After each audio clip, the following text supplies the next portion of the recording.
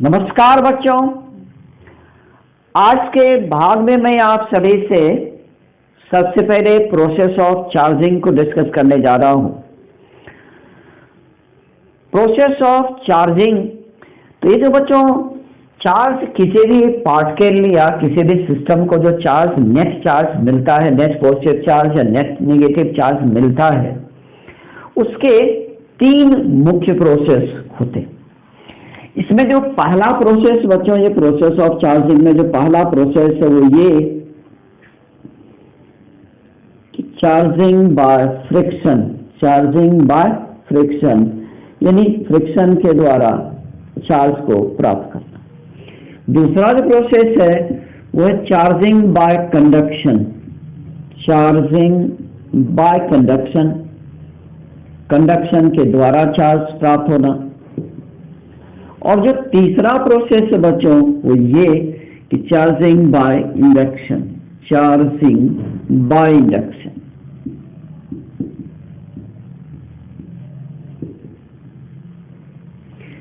तो बच्चों किसी भी पार्टिकल को या सिस्टम को चार्ज तीन प्रोसेस से प्राप्त होता है। पहला है चार्जिंग बाय फ्रिक्शन, दूसरा चार्जिंग बाय कंडक्शन और तीसरा चार्जिंग बाय इंडक्शन। अब आप सोचेंगे ये फ्रिक्शन के द्वारा कैसे चार्ज हो जाता है। चलिए बच्चों, मैं आपसे पूछता हूं, क्या आपने कभी ऐसा किया है कि सूखा बाल में कंघी किया है? अगर आप सूखा बाल में आप कंघी कर दो, चिपचिपा नहीं हो, चिपचिपाहट होगा तो नहीं होगा, बिल्कुल ड्राई हेयर है और उसमें अगर आप कॉम्ब करते हो तो आप देखोगे उसमें से चरचराहट की आवाज आती है। साथ ही साथ देखोगे कि उस कंडीशन में जैसे ही आप कंघी करते हो, 5-10 बार कंघी कर लो सूखा हुआ बाल में, और कागज के छोटे छोटे टुकड़े के पास उस कंघी को ले जाओगे तो कागज का जो टुकड़ा होता है वो कंघी के साथ जाके चिपक जाता है। तो बच्चा ऐसा क्यों हुआ? इसीलिए कि जब आपने सूखा बाल में कंघी किया तो वो जो बाल है हेयर और जो कॉम्ब है प्लास्टिक का, ये दो अलग अलग मटेरियल्स के बीच में फ्रिक्शन हुआ। फ्रिक्शन होने कारण से दोनों की जो सरफेस है वह हीट कर जाता है, गर्म हो जाता है, और गर्म होने के बाद जो अलग अलग मटेरियल बॉडी हैं उसका जो इलेक्ट्रोकेमिकल पोटेंशियल है वह अलग अलग हो जाता है। तो उस कंडीशन में जो हायर इलेक्ट्रोकेमिकल पोटेंशियल का जो मटेरियल बॉडी होता है उससे लोअर इलेक्ट्रोकेमिकल पोटेंशियल की बॉडी में चार्ज का ट्रांसफर हो जाता है। और जैसे ही चार्ज का ट्रांसफर हुआ तो फिर वह मटेरियल बॉडी जो इलेक्ट्रॉन को लूज किया उसको नेट पॉजिटिव चार्ज मिल गया, और वह मटेरियल बॉडी जो कि इलेक्ट्रॉन को गेन किया उसको नेट नेगेटिव चार्ज मिल जाता है। तो बच्चों ये जो फ्रिक्शन हम कराते हैं दो अलग अलग मटेरियल बॉडी के बीच में, तो वो लेयर हीट कर जाता है, फिर उसकी इलेक्ट्रोकेमिकल पोटेंशियल अलग अलग हो जाता है, उसके कारण से इलेक्ट्रॉन की ट्रांसफर होता है और फिर एक पर नेट पॉजिटिव चार्ज और दूसरे पर नेट नेगेटिव चार्ज आ जाता है। और इसके बहुत सारे एग्जांपल्स हैं। जैसे आप एक प्लास्टिक के चेयर ले लो और किसी भी वूलन क्लॉथ को ले लो या कोई रेशम का क्लॉथ है उसे लो, और उस प्लास्टिक के चेयर पर आप किसी एक लड़का को बिठा दो जो कि जूता हुआ पहना हुआ हो, और फिर प्लास्टिक के चेयर को आपको उस क्लॉथ से आपको 50-60 बार हीट करना है, जल्दी जल्दी जल्दी जल्दी। फिर देखोगे कि उस लड़का का बाल जो है वो बिल्कुल खड़ा हो जाएगा, जैसे खड़ा हो जाएगा, भूत की तरह खड़ा हो जाएगा। तो उसका जो बाल खड़ा हो गया बच्चों, क्यों खड़ा हो गया? क्योंकि उसके बॉडी के द्वारा बाल पर जो चार्ज आया उसके वजह से वह खड़ा हो जाता है। और फिर अगर आप चप्पल खोल करके, जूता खोल करके नेकेड फुट अगर आप आ जाओ और फिर उसके बाल को टच करोगे तो आपको बिल्कुल शॉक लग जाता है, आपको गर्म लगता है, आपको छोटा सा आपको चिंगारी के जैसा वहां पर निकलता है। तो बच्चों ये सभी फेनोमेनन क्यों होता है? चार्ज के कारण से, क्योंकि फ्रिक्शन के कारण से जो चार्ज आया उसके कारण से ये फेनोमेनन घटित होता है।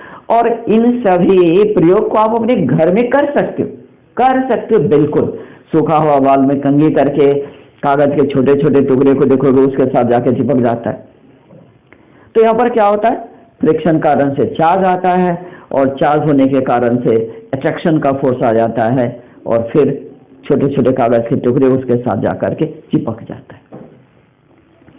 तो इस तरह के बहुत सारे एग्जाम्पल मिलेंगे। और अगर आप बुक को स्टडी करते हो तो आप देखोगे कि यदि आप ग्लास को अंबर के साथ या रेजिन के साथ आप फ्रिक्शन कराते हो और उस ग्लास के टुकड़े के पास आप कागज के छोटे छोटे टुकड़े को नजदीक ला करके रखते हो तो वो उसके साथ चिपक जाता है, अट्रैक्ट हो जाता है। तो बच्चों क्यों?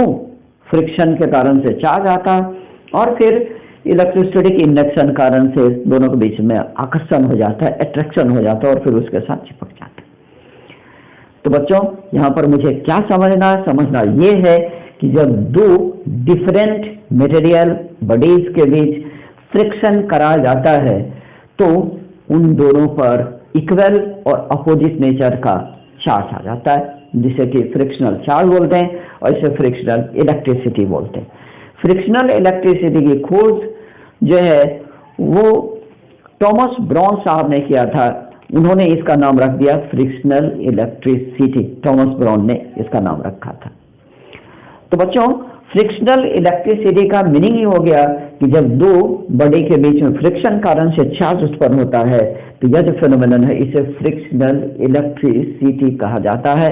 और फ्रिक्शनल इलेक्ट्रिसिटी नामकरण सर थॉमस ब्राउन ने 1646 ईस्वी में किया था। अब आइए बच्चों, तो फ्रिक्शन में हम लोग क्या जानेंगे? तो इन फ्रिक्शन हम लोग अब ये याद रखेंगे, in friction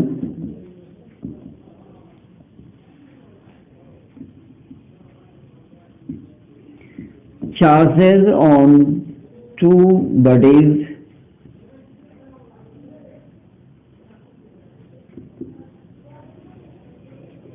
are equal and opposite.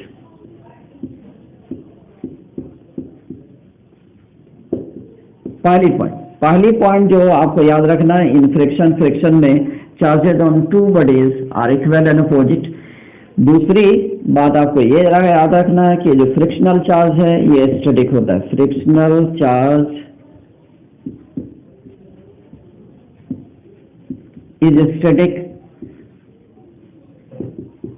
अब ये स्टैटिक का क्या मीनिंग है? स्टैटिक का मीनिंग ये है बच्चों कि जब फ्रिक्शनल चार्ज अराइज करता है तो वह बिना कांटेक्ट के वह फ्लो नहीं करता, वह उस पर एग्जिस्ट कर जाता है। ठीक है ना? इसलिए इसको बोलते हैं स्टैटिक चार्ज। हम लोग बोलते हैं फ्रिक्शनल चार्ज स्टैटिक होता है। तीसरी बात आपको ये याद रखना है कि ये जो फ्रिक्शन हम लोग कराते हैं, फ्रिक्शन से जो चार्जिंग कराते हैं, फ्रिक्शन से जो चार्ज अराइज करता है, तो उस कंडीशन में जो नेट चार्ज होता है दोनों ही मटेरियल बॉडी का जो नेट चार्ज होगा वो हमेशा ही बिल्कुल इक्वल होगा। जैसे मान लेते हैं कि आप एक ग्लास रड है, मान लो एक ग्लास रड, और इस ग्लास रड को आप फ्रिक्शन करा देते हो। ग्लास रड है, ये इनिशियली चार्जलेस है। मान लो कि ये, सपोज कर लो कि ये वुलन क्लॉथ है और ये ग्लास रड है बच्चों। अगर आप इस इनिशियली इस पर चार्ज 0 है, इस पर भी इनिशियली चार्ज जो है वह 0 ही है, और यदि हम इस ग्लास रड को वुलन क्लॉथ के साथ फ्रिक्शन कराते हैं, अगर मान लें कि वुलन क्लॉथ के साथ इस पर हम फ्रिक्शन करा दें,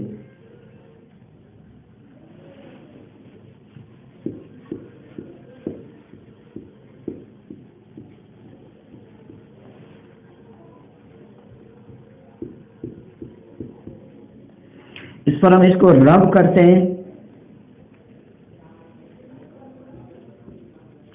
उसके बाद क्या होता है, ये जो ग्लास रड है, मान लो कि ये जो ग्लास रड है इस पर आप मान लेते हो कि +2 कूलम का चार्ज आता है। तो ये जो वुलन क्लॉथ है बच्चों, ये जो वुलन क्लॉथ है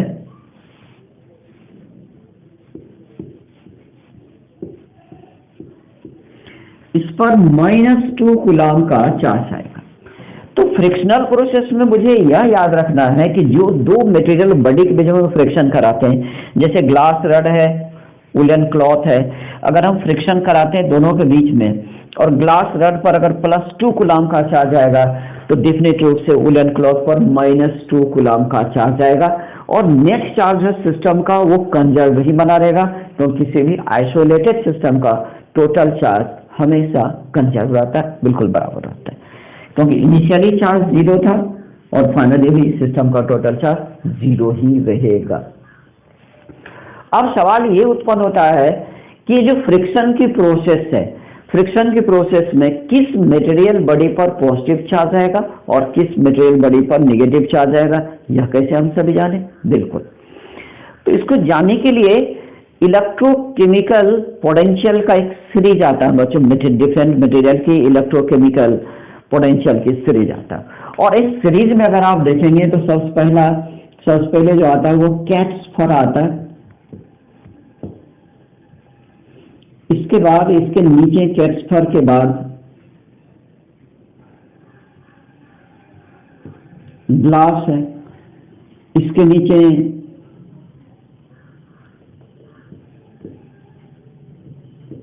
ह्यूमन बॉडी है, इसके नीचे रेजिन है, इसके नीचे इबोनाइट है। तो यहाँ मैंने कुछ खास मटेरियल को लिखा है, जैसे cat's fur, glass, human body, resin, ebonite. यहाँ पर मैंने एक सीरीज आपको बताया है। तो बच्चों यहाँ पर ये जो सीरीज है यह इलेक्ट्रोकेमिकल पोटेंशियल के आधार पर बनाया गया सीरीज है, और इस सीरीज में दो मटेरियल बॉडी जिसके बीच में हम लोग फ्रिक्शन कराते हैं, दो मटेरियल बॉडी के बीच में फ्रिक्शन होगा, तो उसमें मुझे यह देखना है कि पहले कौन सा मटेरियल बॉडी आता है। जैसे मान लीजिए उदाहरण के लिए कि आप कैट्सफर और ग्लास, इस दोनों के पेयर को आप चुनते हो, तो कैट्सफर और ग्लास को अगर आप चुनते हो तो कैट्सफर और ग्लास के बीच में कैट्सफर पहले है तो इस पर पॉजिटिव चार्ज आ जाएगा और ग्लास पर निगेटिव चार्ज आ जाएगा। तो जो इलेक्ट्रोकेमिकल पोटेंशियल की सीरीज है उसमें जो मटेरियल पहले आता है उस पर पॉजिटिव चार्ज आता है और बाद में आने वाले पर निगेटिव चार्ज आता है। फिर अगर मान लें कि आप इस ग्लास रड का रेजिन के साथ आप फ्रिक्शन कराते हो, ग्लास रड और रेजिन के बीच में आप फ्रिक्शन कराते हो, यह ग्लास रड और यह रेजिन, तो इस लिस्ट में ग्लास रड पहले आता है, तो अब इस ग्लास रड पर पॉजिटिव चार्ज आएगा और रेजिन पर निगेटिव चार्ज आ जाएगा, क्योंकि ग्लास रड और रेजिन के बीच में ग्लास रड पहले आता है और रेजिन बाद में आता है, तो ग्लास रड पर पॉजिटिव और रेजिन पर निगेटिव चार्ज आएगा।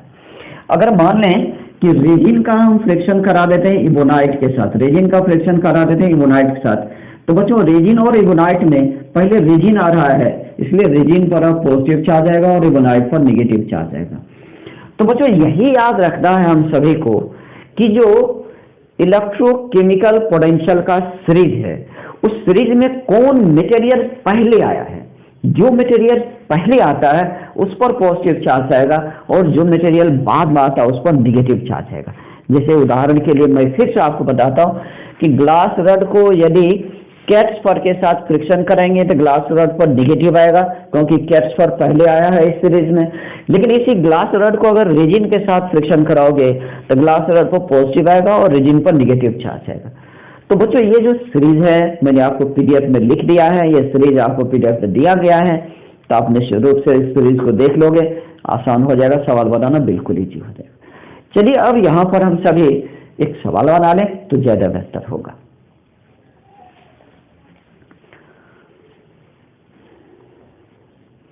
बच्चों आप यहाँ पर देख सकते हो आपके सामने दो क्वेश्चंस लिखे गए हैं।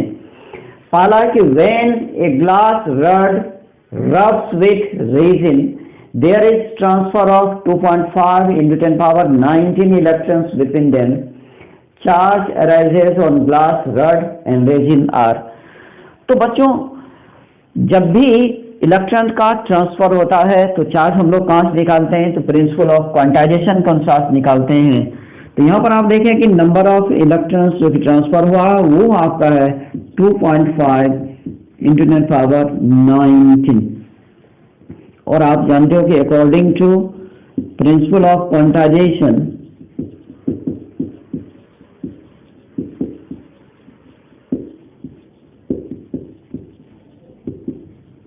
तो ये जो प्रिंसिपल ऑफ क्वांटाइजेशन वो बताता है कि जो चार्ज Q होता है ये प्लस में हो सकता है या माइनस में, ये होता है N into E।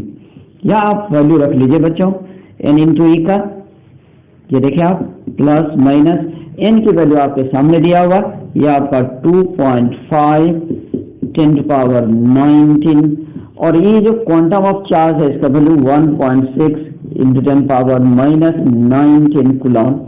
तो बच्चों ये प्लस 19 माइनस 19 तो 1 हो जाएगा और फिर अगर आप इसे मल्टीप्लाई कर लेते हैं तो प्लस माइनस ये 4.0 कूलम आपको मिल रहा है। अब सवाल ये है कि ग्लास रड पर कौन सा चार्ज होगा और रेजिन पर कौन सा चार्ज होगा। तो जैसा कि मैंने आपको बताया कि जो इलेक्ट्रोकेमिकल पोटेंशियल का लिस्ट है उसमें जो पहले मटेरियल आता है उस पर पॉजिटिव चार्ज और जो बाद में आता है उस पर नेगेटिव चार्ज। तो जाहिर सी बात है कि इस लिस्ट में ग्लास जो है पहले आता है और रेजिन बाद में आता है। तो जाहिर है कि ग्लास पर जो चार्ज होगा वो पॉजिटिव, यानी ग्लास पर जो चार्ज हो जाएगा वो होगा प्लस में और रेजिन पर हो जाएगा माइनस में। तो इसमें आपको ये देखना है कि 4 कूलम और -4 कूलम जो है ये आपका आंसर हो जाएगा, क्योंकि ग्लास रड पर 4 कूलम आएगा और रेजिन पर -4 कूलम आएगा, क्योंकि इलेक्ट्रोकेमिकल पोटेंशियल की सीरीज में ग्लास रड पहले आता है और रेजिन बाद में आता है। और यहाँ पर ग्लास एंड रेजिन है तो ग्लास रड पर चार्ज हो गया 4 और रेजिन पर चार्ज हो गया -4। इसी तरीके से इस सवाल को आप देखें, इस क्वेश्चन आप देख सकते हैं कि when a glass rod rubs with catch there is transfer of 1.25 into 10⁻19 electrons between them. Charges on glass rod and catch are, इस दोनों का चार्ज कितना होगा। तो यहाँ भी आप उसी प्रिंसिपल का यूज करो, Q equal to plus minus n e लिखोगे और फिर आप देखें फिर प्लस माइनस एन की वैल्यू यहाँ पर आप देखें एन का वैल्यू दिया हुआ है, ये रहा एन का वैल्यू, ये हो गया आपका 1.25 इंटू 10⁻19 और मल्टीप्लाई करेंगे 1.6 10⁻−19 कूलम से और फिर यहाँ पर आपको आ जाता प्लस माइनस 2 कूलम आपको मिल रहा है। अब सवाल ये है कि यहाँ पर किस दो मटेरियल के बीच में हम फ्रिक्शन करा रहे हैं।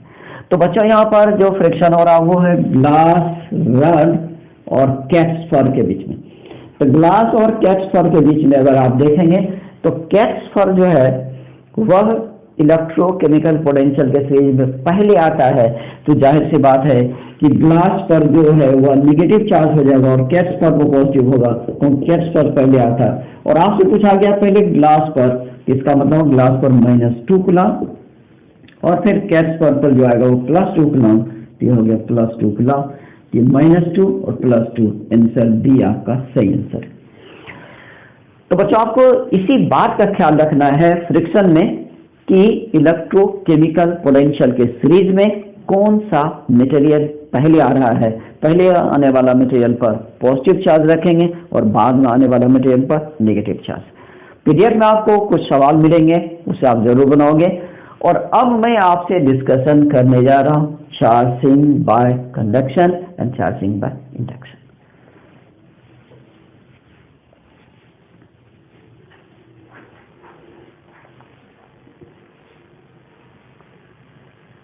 Charging by conduction.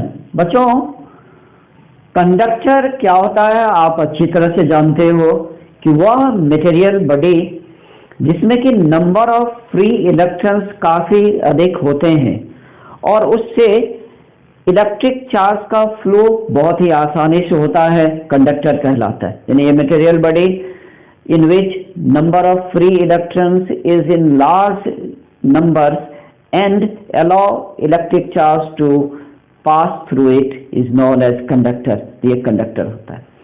तो बच्चों ऐसा है कि जब एक चार्ज कंडक्टर है, जैसे मान लें कि एक चार्ज कंडक्टर है,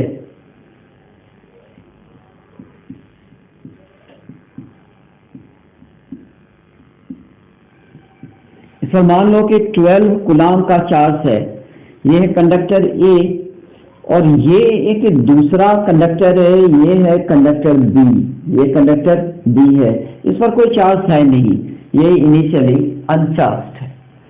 यदि हम ऐसा करते हैं कि ये जो कंडक्टर ए है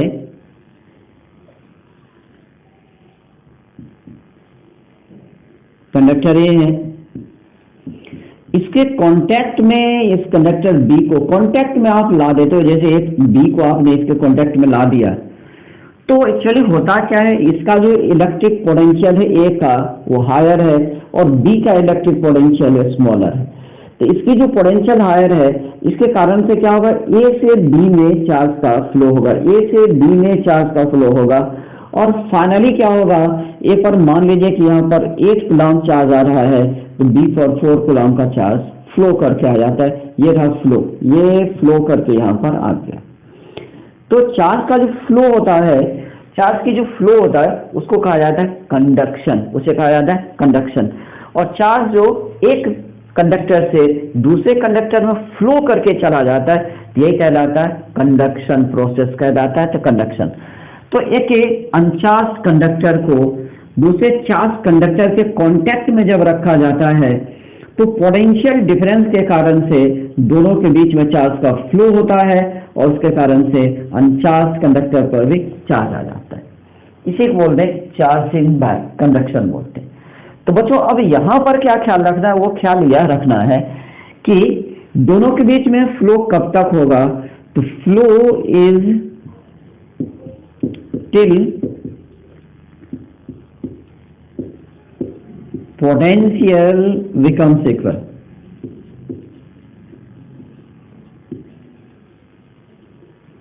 तो ये इंपॉर्टेंट पॉइंट है कि फ्लो आखिर कब तक होगा, तो flow is till potential becomes equal. जब दोनों का पोटेंशियल इक्वल हो जाता है बच्चों तो फिर चार्ज का फ्लो बंद हो जाता है। तो कब तक फ्लो होगा, तब तक जब तक कि दोनों की पोटेंशियल बराबर नहीं हो जाता है। और फिर कंडक्शन प्रोसेस में अगला पॉइंट आपको ये याद रखना है कि when two conductor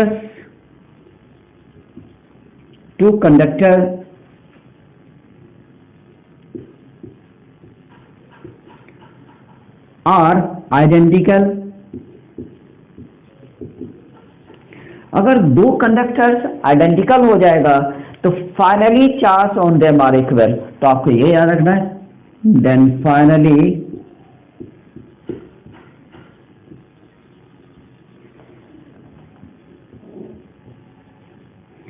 charge on them are equal. जैसे मान लेते हैं कि ये एक कंडक्टर बड़ी है, एक कंडक्टर बड़ी है, ये कंडक्टर ए है, इस पर मान लो कि प्लस 18 कूलम का चार्ज है और ये है बी, इस पर इनिशियली कोई चार्ज नहीं है, इस पर चार्ज है इनिशियली 0 है मान लेते हैं। और यदि यह दोनों ही बिल्कुल आइडेंटिकल है, आइडेंटिकल होने का मतलब ये हुआ कि दोनों एक ही मटेरियल का है और दोनों की जो रेडियस है दोनों स्फेरिकल है और दोनों की रेडियस बराबर है। यदि ए और बी दोनों आइडेंटिकल है और फिर यदि हम दोनों को कांटेक्ट में ला देते हैं, ए और बी दोनों कांटेक्ट में ला देते हैं, ये रहा बी और ये रहा ए, अगर ये दोनों स्फेरिकल है, दोनों की रेडियस बराबर है, दोनों की मटेरियल भी सेम है, तो ये जो टोटल चार्ज है बच्चों वह इस दोनों पर इक्वली बढ़ जाएगा।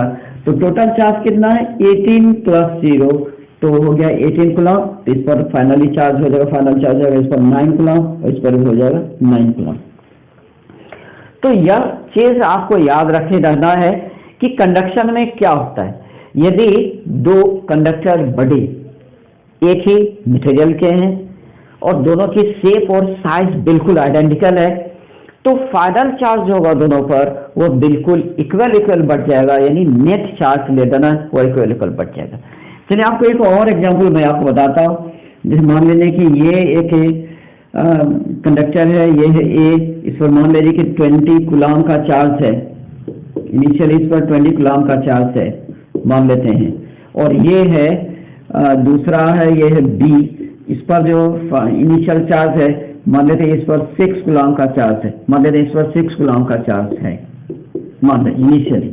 और यदि इस दोनों को कांटेक्ट करा दिया जाए, ए और बी को कांटेक्ट करा दिया जाए, ये रहा ए और ये रहा बी, इस दोनों को हम कांटेक्ट में ला देते हैं ए और बी को, तो जो टोटल चार्ज है यहाँ पर बच्चों ये 20 प्लस 6 ये हो जाएगा आपका 26।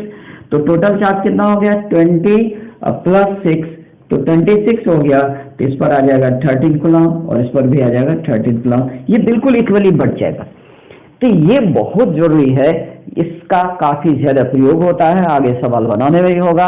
फिर से मैं आपको बता दूं कि यदि दो conductor body identical shape, size और नेचर का है, तो जो टोटल चार्ज है इनिशियली, फाइनली वह चार्ज दोनों पर इक्वल बढ़ जाता है। कब? यदि दोनों को कॉन्टैक्ट में लाएंगे तब ऐसा होता है, लेकिन अगर कॉन्टैक्ट में नहीं है तो फिर चार्ज बढ़ने का कोई गुंजाइश ही नहीं है। तो ये रहा बच्चों कंडक्शन, और इसके बाद नंबर आ जाता है चार्जिंग बाय इंडक्शन की।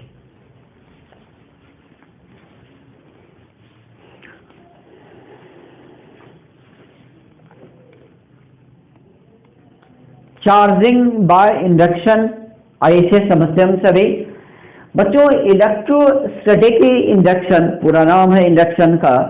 यह एक फेनोमेनन होता है जिसमें कि एक अनचार्ज्ड बॉडी को किसी भी चार्ज बॉडी के बहुत ही नजदीक लाया जाता है, बहुत क्लोज लाया जाता है, और उस कंडीशन में जो अनचार्ज्ड बॉडी है उसके अपोजिट इंड्स पर इक्वल और अपोजिट नेचर के अनस्टेबल चार्ज आ जाते हैं।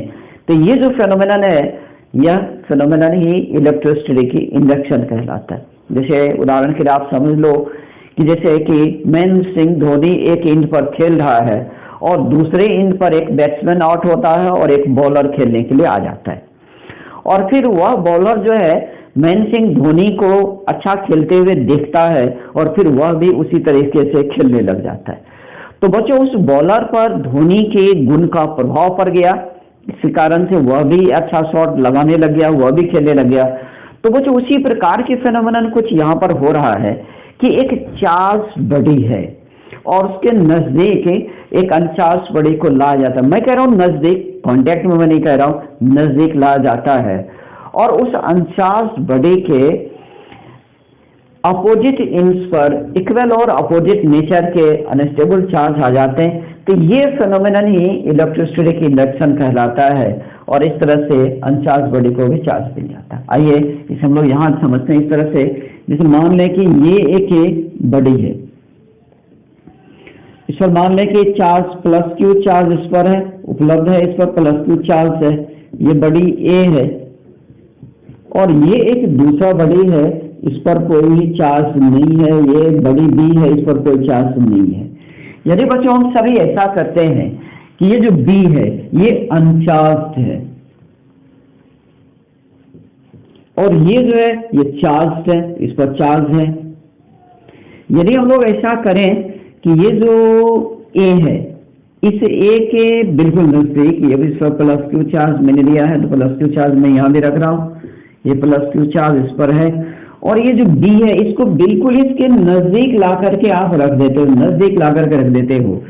तो ये जो बी है इसके नजदीकी इंड पर माइनस क्यू चार्ज आ जाता है निगेटिव नेचर का, और यहाँ पर प्लस क्यू चार्ज आ जाता है। लेकिन बच्चों ये जो चार्ज है, ये जो स्मॉल क्यू चार्ज है, यह केवल तभी तक रहता है जब तक कि यह इसके नजदीक में रहता है। और ये जो चार्ज स्मॉल क्यू है इसको बोलते हैं इंड्यूस्ड चार्ज, बोलते हैं इसको बोलते हैं इंड्यूस्ड चार्ज।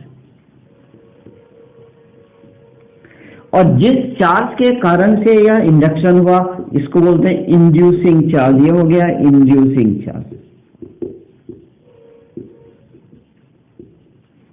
और ये जो फेनोमेनन घटित हुआ कि इस चार्ज के कारण से इसके अपोजिट इंड पर इक्वल और अनस्टेबल चार्ज आ गया, यह फेनोमेनन इलेक्ट्रोस्टैटिक इंडक्शन कहलाता है। और फिर ये जो प्रोसेस ऑफ चार्जिंग है ये चार्जिंग बाय इंडक्शन कहलाता है। तो बच्चों आप इंडक्शन और फिर इसको अनस्टेबल चार्ज क्यों कह रहे हैं? इसीलिए क्योंकि यदि इस बॉडी बी को यदि फिर से हम दूर ले जाते हैं तो फिर ये चार्ज ऑटोमेटिक वेनिश हो जाता है, ये खत्म हो जाता है और फिर चार्ज इस पर बचता नहीं, इसलिए इसको बोलते हैं अनस्टेबल चार्ज बोलते हैं। तो यहाँ पर जो पॉइंट्स याद रखने वाली है वो ये याद रखने वाली है कि इंड्यूस्ड चार्ज इज अनस्टेबल।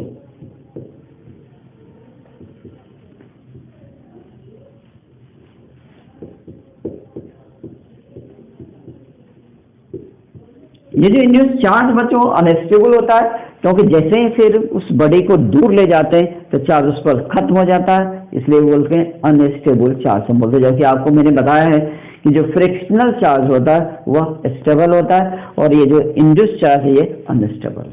अब बच्चों आप सोचेंगे कि इंड्यूस चार्ज और इंड्यूसिंग चार्ज में क्या रिलेशन है, तो ये देखिए एक रिलेशन है इसके बीच में, ये minus capital Q 1 minus 1 by K के इक्वल होता है। अब आप सोचेंगे ये स्मॉल q तो इंड्यूस चार्ज है, ये इंड्यूसिंग चार्ज है, फिर ये K क्या है, तो बच्चों ये है डाइलेक्ट्रिक कांस्टेंट ऑफ मीडियम।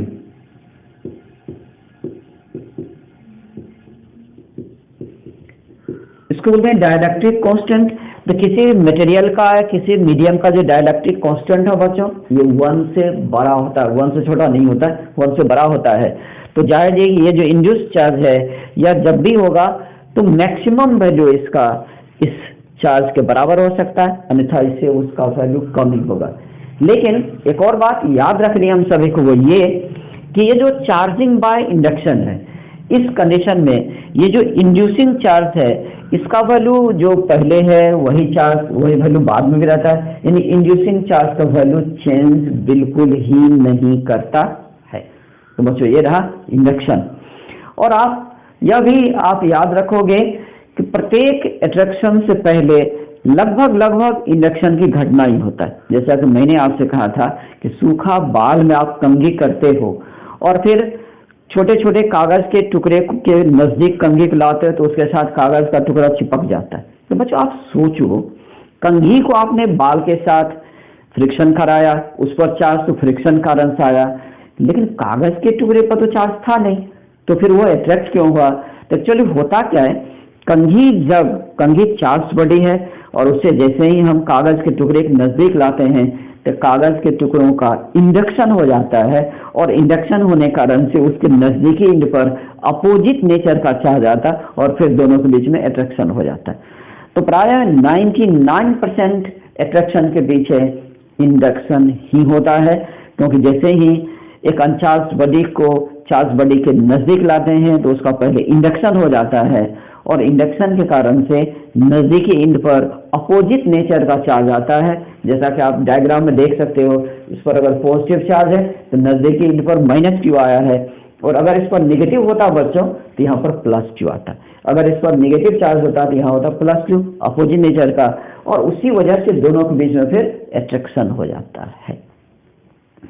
तो प्रत्येक लगभग 99% अट्रैक्शन के पीछे इंडक्शन ही होता है, यानी अट्रैक्शन का कारण इंडक्शन भी है।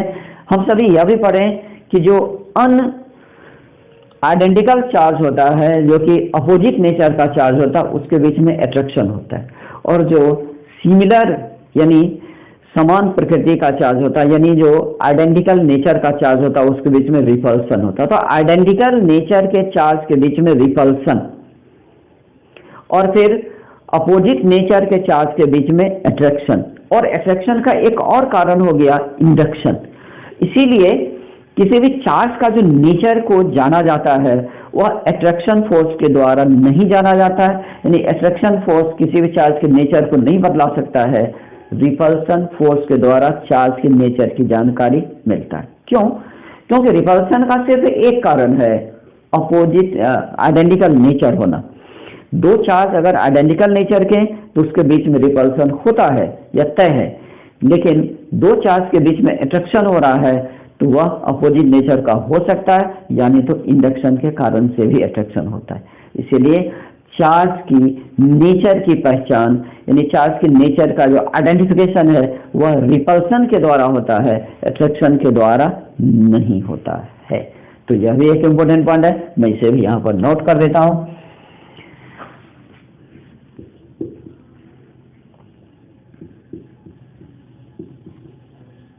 Nature of charge is identified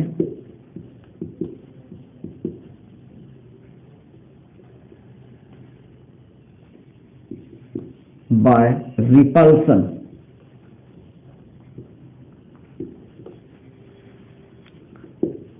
not by attraction.